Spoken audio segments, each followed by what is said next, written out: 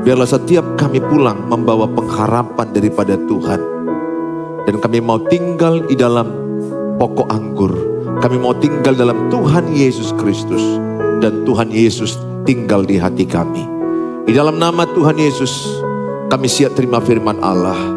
Dalam Tuhan Yesus yang percaya sama-sama katakan, amin. Amin. Berikan tepuk tangan yang meriah bagi Tuhan Yesus. Please sit down. Welcome home GB Pelita. Nice meet you all. Please join with our social media. Silakan bergabung dengan sosial media gereja, sosial media Bapak Gembala. Saudara pasti diberkati baik dengan Facebook, Instagram, YouTube, TikTok. Dan terlebih saya minta di YouTube, semua saudara yang punya YouTube ya. Apakah sudah subscribe punya Suheri Gultom? Halo, selamat pagi. Ya, don't forget ya, subscribe, share, and comment. Ya, kenapa saya berani promosikan itu? Ya, barang-barang dunia aja dipromosikan. Kenapa nggak promosikan Tuhan? Kenapa nggak promosikan firman? Saya itu orangnya. Bukan supaya ada hal-hal lain. Ya, firman diberitakan di berbagai daerah. Saya juga menyapa saudara-saudara yang di YouTube, yang live streaming, atau saudara yang mungkin juga menonton habis ibadah ini. Saya mengucapkan shalom. Tuhan memberkatimu, tetap kuat dalam Tuhan, karena lewat persoalanmu ada kebaikan Tuhan. Hari ini kita diberkati dengan firman Tuhan, dengan tema Kristus memberikan kekuatan. Sama-sama katakan, Kristus memberi kekuatan. 1, 2 ya. Bilang sebelahnya, Kristus memberi kekuatan kepadamu. Bilang sebelahnya. Bilang sebelahnya, semangat dong. Kasihan sebelahmu itu ya. Semangatnya menurun. Tolonglah dia. Persoalannya banyak yang di sebelahmu itu. Ya, semangati dia. Tuhan Yesus masih ada. Amin. Ya, hari ini kita diberkati dalam kitab Yohanes 15 ayat 1 sampai kepada ayat yang ke-8. Mari sama-sama kita membaca. Ini tema Yesus adalah pokok anggur dan kita adalah rantingnya. Tema yang sering kita baca perikop ini ya. Tema kita adalah Kristus memberi kekuatan. Ayat 1 sampai 8, 1, 2, ya. Akulah pokok anggur yang benar dan Bapakulah pengusahanya. Setiap ranting padaku yang tidak berbuah dipotongnya, dan setiap ranting yang berbuah dibersihkannya, supaya ia lebih banyak berbuah. Kamu memang sudah bersih karena firman yang telah kukatakan kepadamu. Tinggallah di dalam aku dan aku di dalam kamu, sama seperti ranting tidak dapat berbuah dari dirinya sendiri kalau ia tidak tinggal pada pokok anggur. Demikian juga kamu tidak berbuah jikalau kamu tidak tinggal di dalam aku. Akulah pokok anggur dan kamulah ranting-rantingnya. Barang siapa tinggal di dalam aku dan aku di dalam dia, ia berbuah banyak. Sebab di luar aku kamu tidak dapat berbuat apa-apa. Barang siapa tidak tinggal di dalam aku, ia dibuang keluar seperti ranting dan menjadi kering. Kemudian dikumpulkan orang dan dicampakkan ke dalam api lalu dibakar. Jikalau kamu tinggal dalam aku dan firmanku tinggal dalam kamu, mintalah apa saja yang kamu kehendaki dan kamu akan menerimanya. Sama-sama. Dalam hal inilah Bapakku dipermuliakan, yaitu jika kamu berbuah banyak, dan dengan demikian kamu adalah murid-muridku. Ini khotbah topikal ya, saya tidak bawa khotbah eksposisi, menerangkan ayat demi ayat, tetapi topik kita hari ini adalah Kristus memberi kekuatan. Nah saudara yang saya kasihi, saya tahu setiap kita ini mengalami yang namanya fase hidup lemah, atau fase hidup susah, fase hidup yang sulit, fase hidup yang kering, fase hidup putus asa, fase hidup titik terendah. Tidak ada orang yang kuat terus, tidak ada orang yang di atas terus. Mau sekaya apa, mau sependeta apa, mau seurapan apa, mau sehebat apa hidupnya, pasti ada titik terendah dalam hidupnya. Ada titik susah dalam hidupnya. Ada titik sulit dalam hidupnya. Saya sudah baca Alkitab, para rasul dan para nabi mengalami titik-titik sulit dalam hidup mereka. Dan saya melihat justru dalam kesulitan itu Tuhan membentuk mereka. Tuhan memakai mereka. Tuhan mengurapi mereka. Pesanku sama Bapak Ibu, jangan mundur dari Tuhan ketika sulit hidup.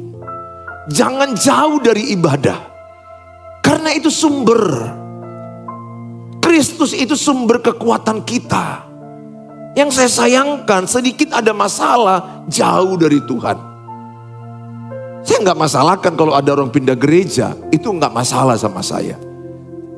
Jauh dari Tuhan itu sedih hati saya. Tidak baca Alkitab, tidak berdoa, tidak melayani. Bagi saya semua gereja sama. Sepanjang Yesus adalah Tuhan. Sehingga saya nggak pernah mempersoalkan merek gereja. Dan tidak mempersoalkan orang pindah gereja. Bahkan pindah dari gereja ini pun saya tidak pernah persoalkan. Yang sedih sama saya adalah kalau ada orang jauh dari Tuhan. Atau dia mengalami yang namanya putus asa. Bisa sampai bunuh diri. Percayanya Bapak Ibu, ada orang bunuh diri. Coba lihat kasus yang terakhir. Sekaligus 4 loh yang mati bunuh diri. Lompat dari gedung tinggi. Hanya gara-gara utangnya banyak. Utangnya banyak. Pinjol, pinjaman online. Sehingga mereka stres dan mengajak semua anggota keluarga mati sama-sama. Mayatnya ketika kulihat di sosial media itu saya pun gak tega lihatnya. Viral. Ada yang dapat? Ada yang dapat? Dapat ya beberapa di antara saudara gak punya sosial media karena saudara hanya suka baca Alkitab. Saudara makhluk-makhluk yang sangat suci. Gak pernah Pak, aku sosial media gak ada Pak. Aku pun baca Alkitab gak pernah dari HP Pak. Aku baca Alkitab asli Alkitab Pak. Gak apa-apa lah, engkau makhluk suci satu-satunya di dunia ini yang sangat langka. Ya dong, kalau orang gak ada sosial media, gak ada WA kan suci itu hidupnya.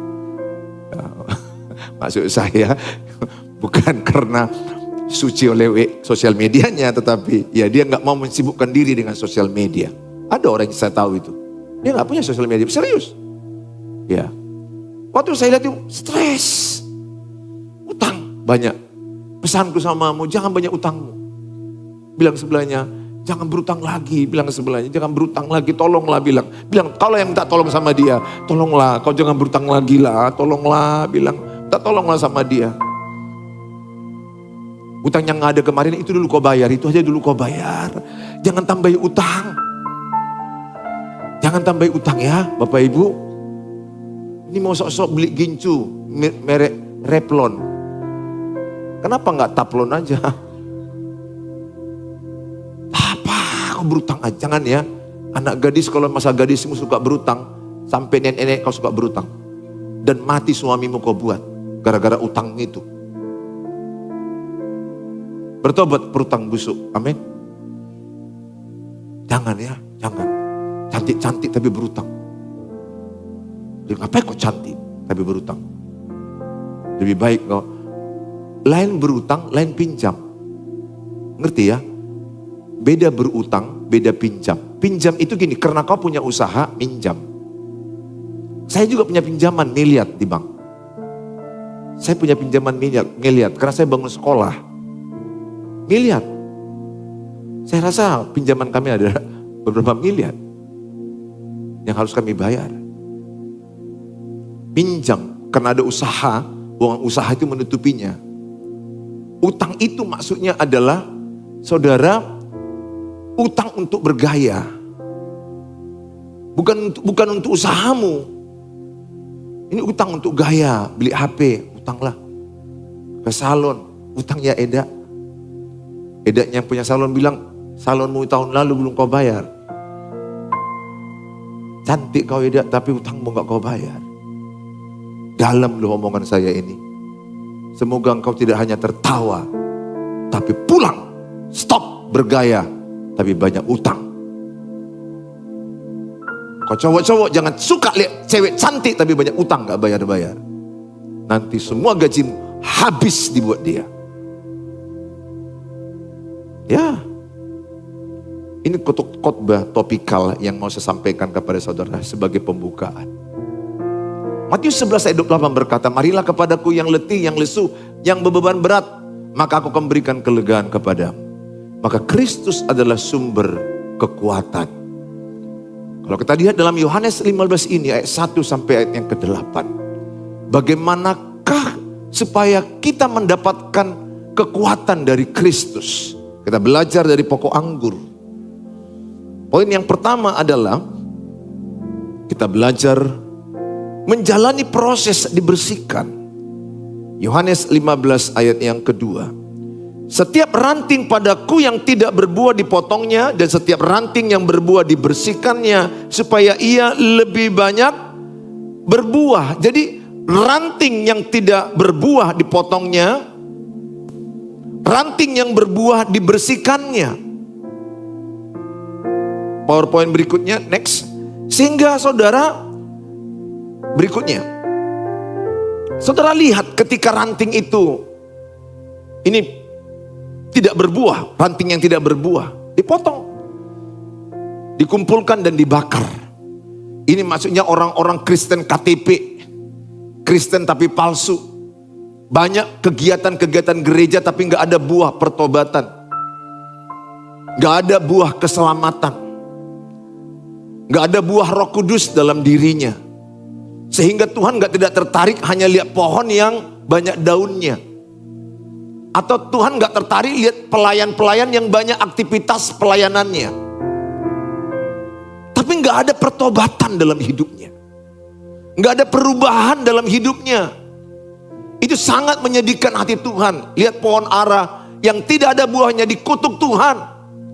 Pesanku sama saudara, jangan sampai kita kelihatan orang daunnya lebat, sehingga kita sepertinya aktif pelayanan, tidak ada perubahan pola pikir, tidak ada pertobatan, tidak ada perubahan. Ingat, orang yang dalam Tuhan Yesus harus menunjukkan buah pertobatan. Apa tandanya saya dokter? Ada. Saya bisa bikin resep, saya bisa menjahit, saya bisa menolong orang sakit. Apa buktinya saya ini pendeta? Saya semuanya punya sertifikat pendeta. Saya ditahbiskan. Saya juga sekolah teologi. Ada bukti kependetaan saya. Kalau saya bilang, saya ini adalah sudah bertobat, gak perlu saya ucapkan kepada orang saya sudah bertobat. Apa bukti saya bertobat? Pikiran saya. Pikiran saya, perkataan saya, perilaku saya. Kalau saudara bilang saudara bertobat, masih gosip terus, masih suka fitnah, masih suka pornografi, masih suka hal-hal duniawi, mendendam, pemarah, pembenci, pelit. Kalau itu masih ada padamu, ingat, pokok itu menghasilkan buah, buahnya itu dirasakan orang. Buah itu kan gak dirasakan pokok itu. Pokok anggur. Anggurnya siapa yang merasakan? Pokok itu atau kita? Kita kan? Ingat, yang merasakan hidupmu siapa? Orang lain. Orang lain itu siapa? Nomor satu, orang yang di rumahmu. Kalau orang yang di rumahmu muntah-muntah melihatmu, karena rasamu itu menjijikkan. Ada enggak istri bilang, muntah kau lihat kau ya Pak? Lihat apaku, perbuatanmu lah. Selingkuh aja kerjamu. Istri-istri pun suaminya bisa lihatnya menjijikkan. Kalau tubuhnya gak dijaga menjadi baik suci. Tubuhnya dinikmati banyak pria. Tubuhnya dipertontonkan. Suaminya bisa bilang, jijik aku lihat kau, kayak perempuan murahan. Pesan moral bagi kita. Keluargaku yang duluan menikmati aku. Aku gak bisa bilang, aku baik loh, aku baik. Gak bisa dong, kayak mana aku memuji aku baik? Yang memuji aku baik kan istriku. anak-anakku, baru tetanggaku, baru kota, bangsa. Jadi pelayanan dimulai dari keluarga. Bahkan lihat pengalaman saya dulu ya, ada mangga, ada buah jambu di kampung. Saya masih ingat, kulempari itu. Itu masa-masa kecilku yang jahat, yang salah lah. Siapa di sini yang pernah pengalaman melempari buah mangga orang lain? Atau buah jambu? Siapa yang pernah? Yang pernah angkat tangan dulu yang pernah. Maju ke depan didoakan. Pulanglah dan jangan lempar lagi. Karena itu dosa ya. Oke. Setelah saudara lempar. Luka enggak? Luka. Sesudah luka jatuh mangganya. Luka lo dia. Jatuh. Udah luka kita makan enggak lagi? Makan. Hidupmu dilukai orang, tapi kau tidak membalas dengan luka. Hidupmu disakiti orang, tapi kau tidak balas dengan menyakiti. Itulah yang berbuah. Siapa di sini yang pernah disakiti orang? Yang gak pernah maju? Malaikat itu. Ada loh orang gak pernah disakiti selama hidupnya 55 tahun. Gak percaya aku. Makanya aku bilang tadi maju, makhluk aneh itu. Siapa di antara saudara walaupun disakiti tetap berbuat baik? Angkat tangan. Tuhan, hanya 5 orang dari 200 orang ini. Berapa orang yang mau tetap berbuat baik sama orang yang jahat sama dia?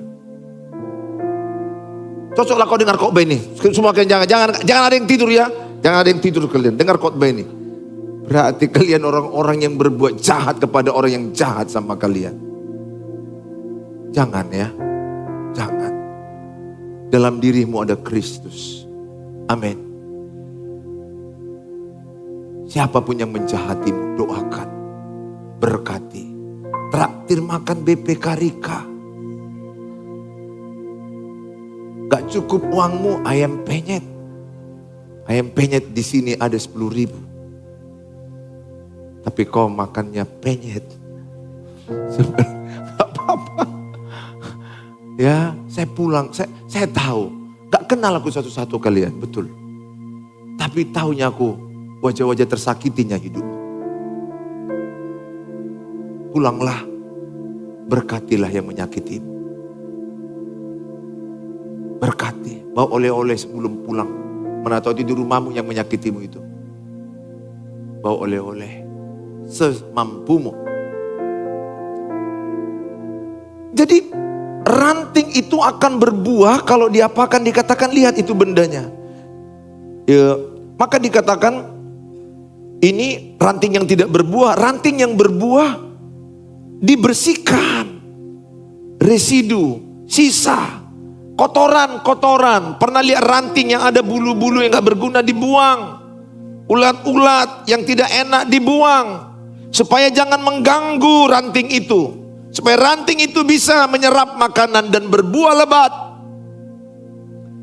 Lewat proses hidupmu yang berat, Tuhan mau engkau dibersihkan sisa-sisa, residu yang ada dalam hidupmu. Residu kedaginganmu.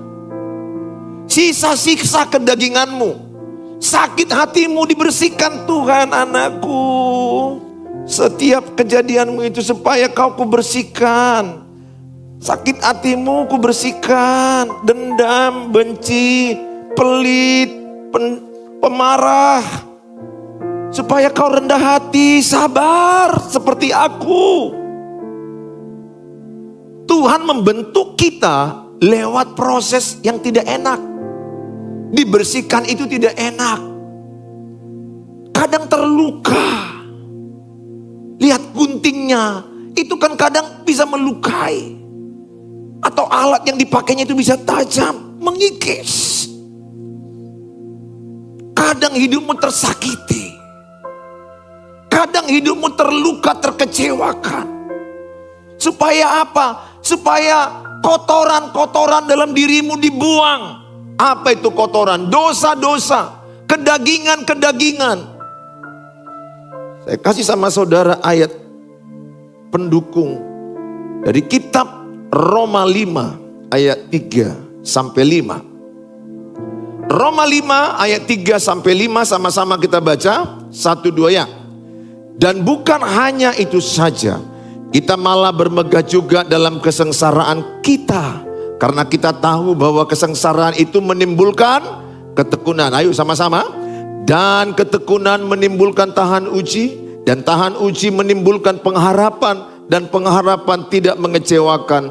Karena kasih Allah telah dicurahkan di dalam hati kita oleh Roh Kudus yang telah dikaruniakan kepada kita. Lihat ayat ini. Pertama, ayat 3 dikatakan, dan bukan hanya itu saja, kita malah bermegah juga dalam kesengsaraan kita. Paradoks, sengsara disuruh Tuhan bermegah. Berlawanan. Engkau punya penderitaan, punya kesengsaraan, tapi Tuhan bermegahlah engkau. Nanti kitab Yakobus, berbahagialah engkau dalam penderitaan. Maksud Tuhan apa? Diberkatilah engkau dalam penderitaan. Kitab Matius 5 juga dikatakan, berbahagialah engkau apabila engkau dianiaya. Diberkatilah engkau kalau engkau mengalami penderitaan, mengalami kesengsaraan. Supaya apa? Ayat yang keempat. Matius 5 ayat 4, supaya engkau bertekun. Katakan, supaya saya bertekun. Supaya saya tahan uji. Supaya saya punya pengharapan yang tidak mengecewakan. Jadi Tuhan bilang, dalam persoalan, dalam penderitaan, dalam kesengsaraan, bermegahlah, berbahagialah, kata Matius 5. Yakobus bilang, berbahagialah dalam pencobaan. Ini poin penting bagimu. Poin penting bagi saya. Apa responmu ketika ada masalah? Apa responmu ketika orang menggosipmu, memfitnahmu? Taunya aku ada yang menggosipmu. Percaya aku bilang. Kalau engkau tidak mau digosip, engkau juga jangan gosip orang. Karena waktu kau menggosip, 1000 orang menggosip di luar tentang dirimu. Itulah akibat gosip itu, tabur tuai. Tapi kalaupun engkau difitnah, digosip, disakiti orang, dikhianati, sakit dikhianati pasangan, sakit dikhianati pacar, keuanganmu merosot, usahamu merosot, kesehatanmu merosot, anak-anakmu tidak seperti yang kau harapkan. Apapun kesengsaraanmu, dirimu lah yang tahu.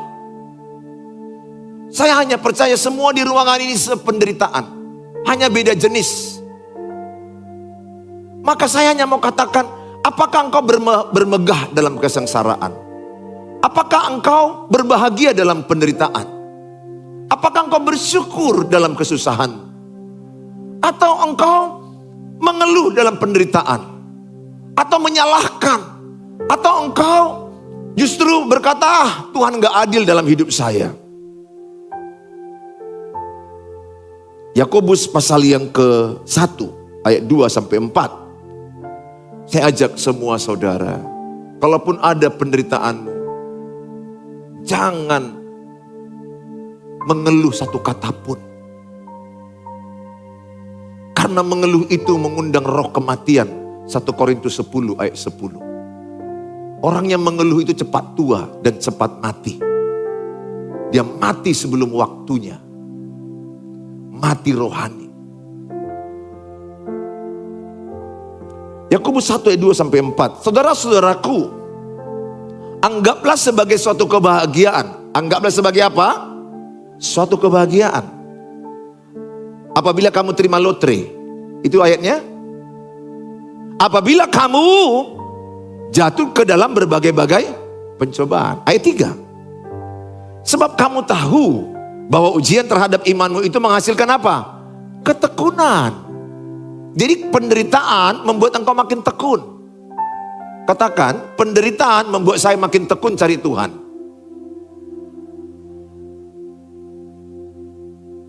Ya.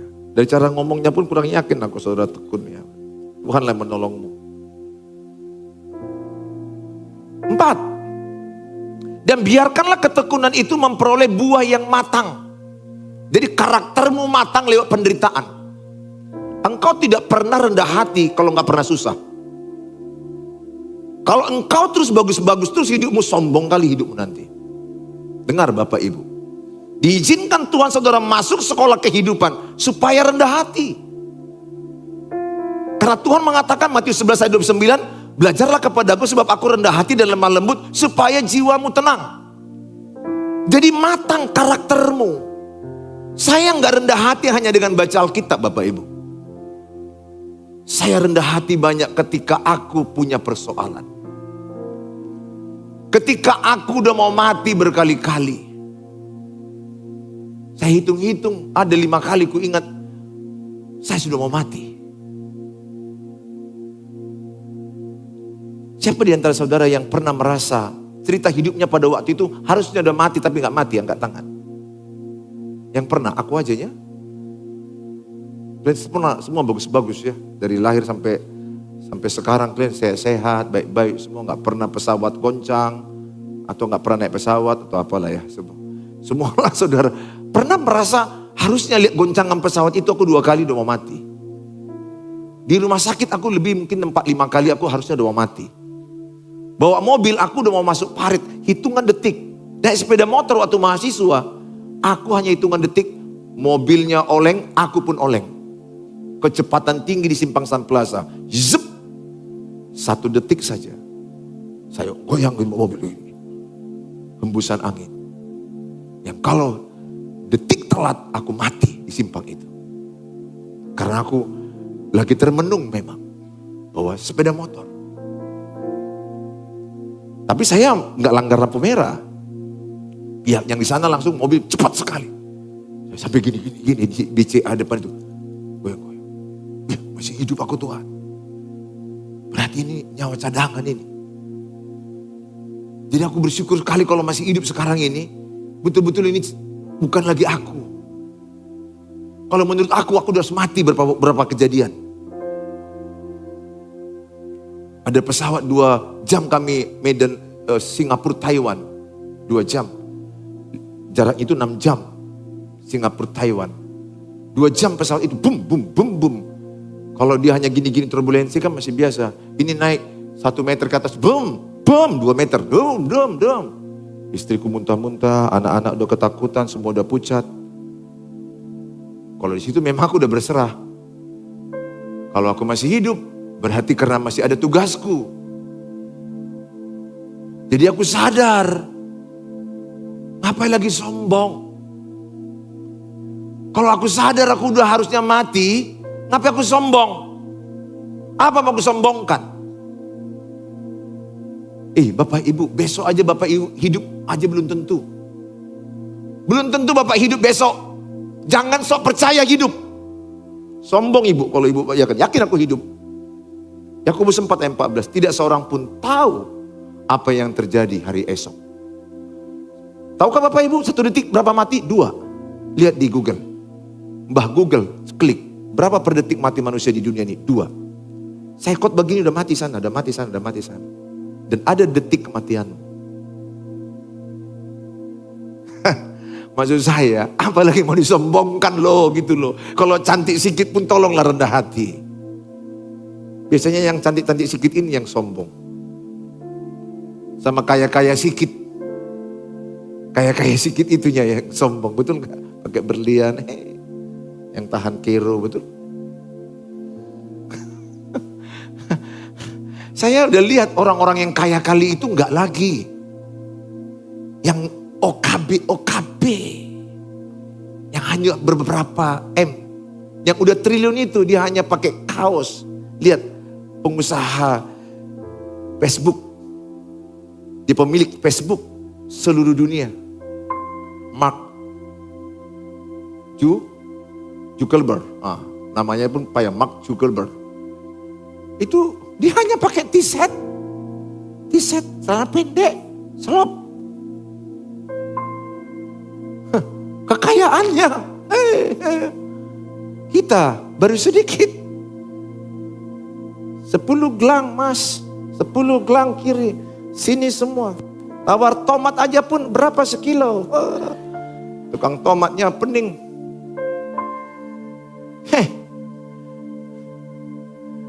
Nggak usah lah. Saya udah bertanya ya, orang kaya di Sumatera Utara, orang Batak, udah tahulah siapa.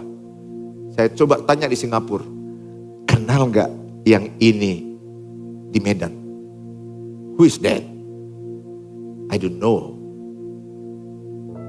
Singapura 1 jam aja nggak kenal lagi orang sama dia.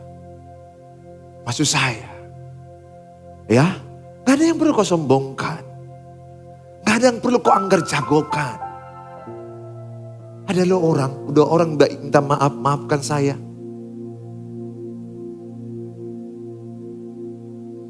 Sombong banget. Sombong kali hidupmu. Gak sadar hidupmu terbuat dari tanah.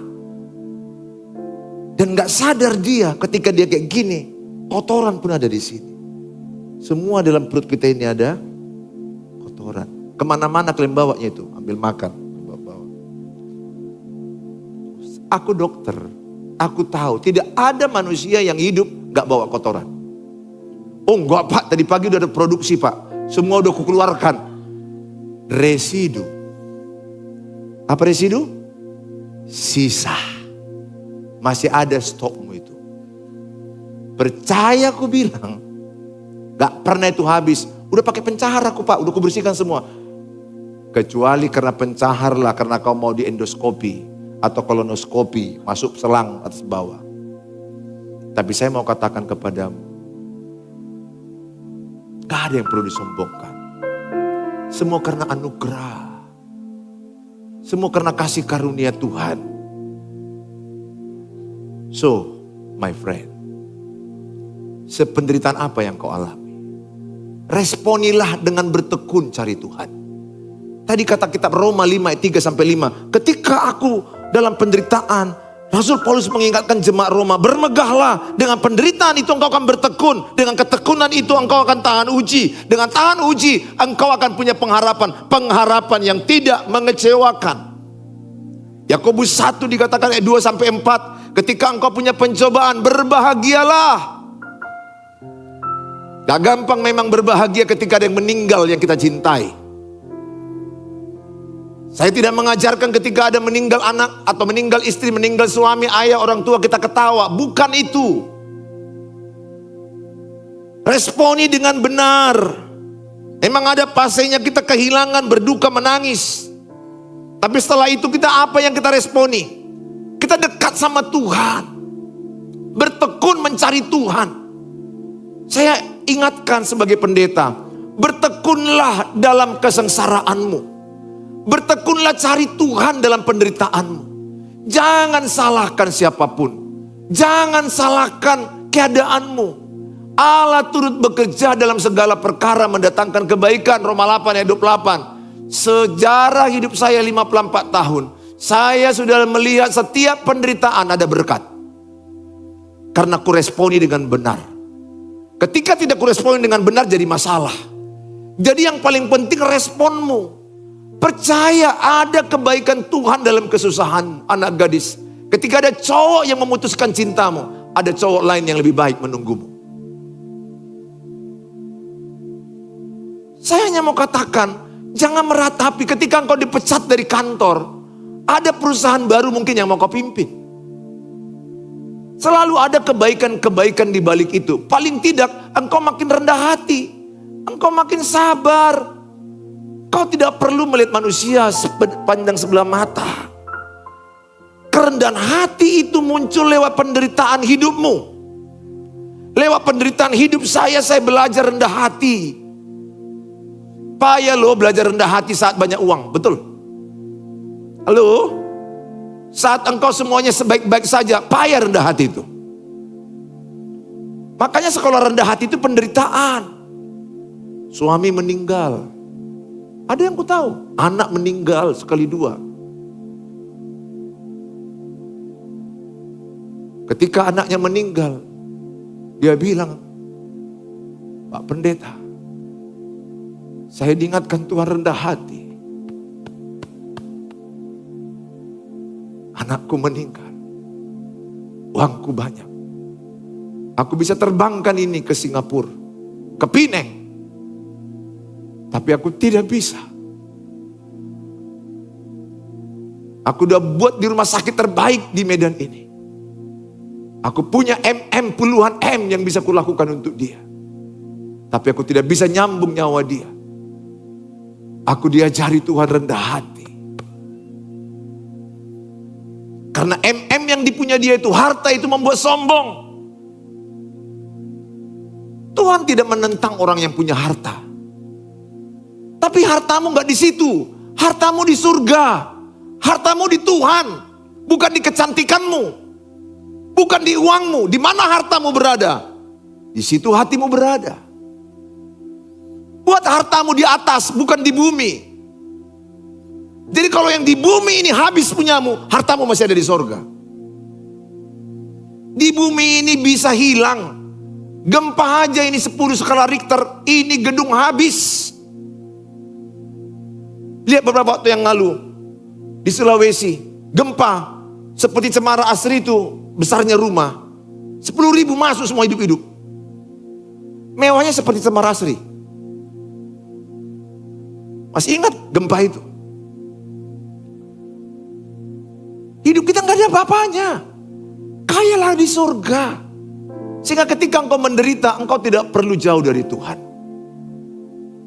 Yang kedua adalah, dalam bagaimanakah engkau supaya berbuah, maka dikatakan tinggal dalam Dia. Yohanes 15 ayat 4a dan 7a. Tinggallah dalam aku dan aku dalam kamu. Sama seperti ranting tidak dapat berbuah dari dirinya sendiri kalau ia tidak tinggal pada pokok anggur.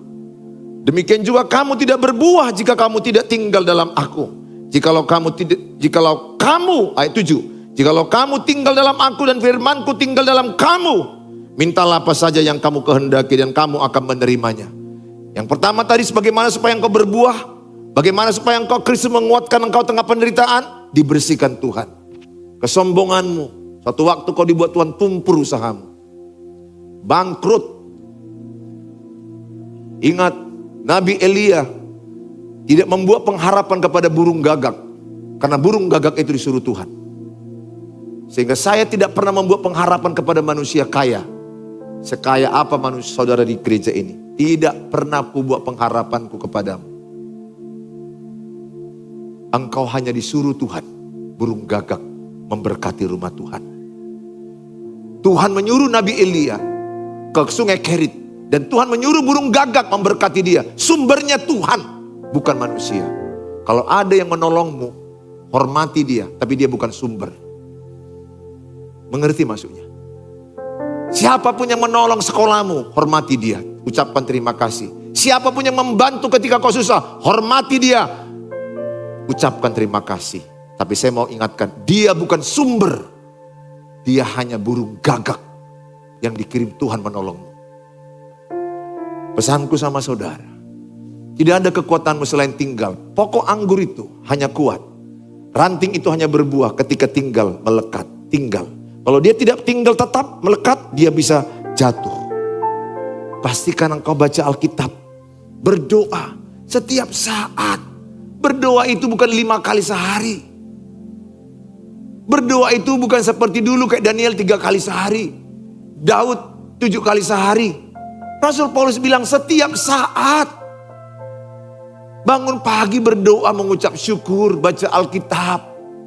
Ketika di pekerjaan ingat Tuhan. Ketika kau di pesawat ingat Tuhan. Di mana-mana pun kau ingat Tuhan. Setiap saat kau berdoa. Saudara, ikut Tuhan itu enak.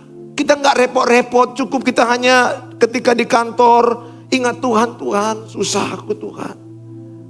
Tolong aku Tuhan, urapi aku Tuhan kerja ini. Atau mungkin engkau lagi kerja, ingat bapak mama sakit di kampung.